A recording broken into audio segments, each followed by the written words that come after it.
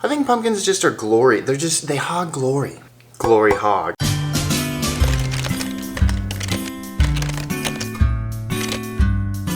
The holidays.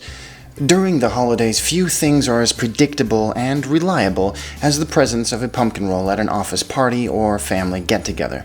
Well, I should say pumpkin rolls are just as predictable as forgetting your boss's wife's name for the third year in a row, having your fly down the entire time, or forgetting that the election isn't a topic of conversation. For the roll, we'll be using our pumpkin spice mix that we've used a few times now. It's way more robust than the store-bought stuff, so make that first.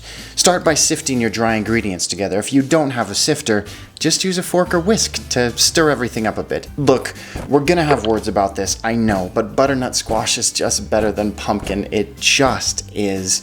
I've made this 9 times this week, and my 3 best pumpkin rolls use butternut squash, not pumpkin. Whisk your brown sugar and eggs together, then add in your butternut squash and vanilla. After a bit more whisking, it's time to add in your dry mix. Of course I didn't forget to add my lemon juice. What are you talking about? Spray your parchment paper with cooking spray or give it a rub down with a stick of butter. Just grease it up. You'll thank me later. The key to a good pumpkin roll with thin layers is, well, a thin sponge cake. Smooth it out with a spatula, then give it a few short drops on the table to flatten it all out. It goes in the oven for 4 to 6 minutes at 350 degrees. Check it after the 4-minute mark. While that cooks, we can make our filling. The key here is to have everything at room temperature. Cold cream cheese and butter won't do you any favors. Use a mixer and mix until light and fluffy. Basically, when you can see lovely little peaks form and stay in your filling, you're done. Did I mention I made 9 of these? Scraping filling over fragile sponge is a fool's errand. Sacrifice a Ziploc bag, or, if you fancy, you can use a piping bag. I guess that works too. The sponge test is a poke on the surface of the roll. If it springs back, bingo. If it glops on your finger, not done. If it's a rock, too done. After it's cooled for 3 minutes, flip your sponge onto a towel and let it cool for another minute or so. You need to roll this hot. Most recipes say that you absolutely must dust your towel with powdered sugar. That's a lie. No sugar works just fine.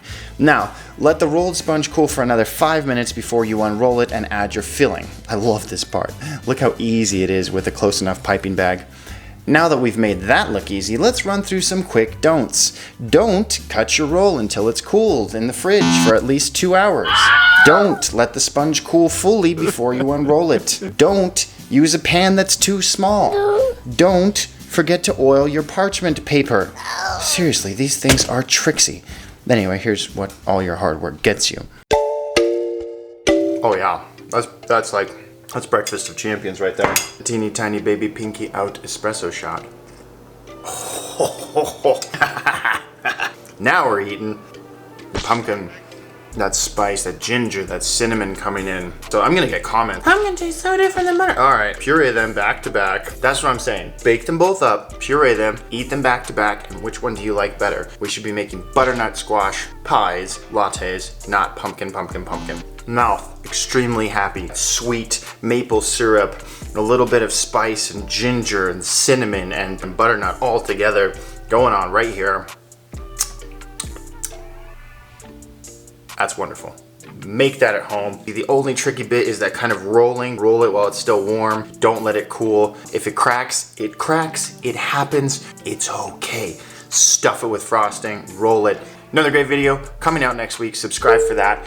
And don't eat crappy food. Don't eat crappy pumpkin rolls. And don't keep thinking pumpkin's better than butternut squash, because it's not. Live intentionally. Eat intentionally. And I'll see you guys next time.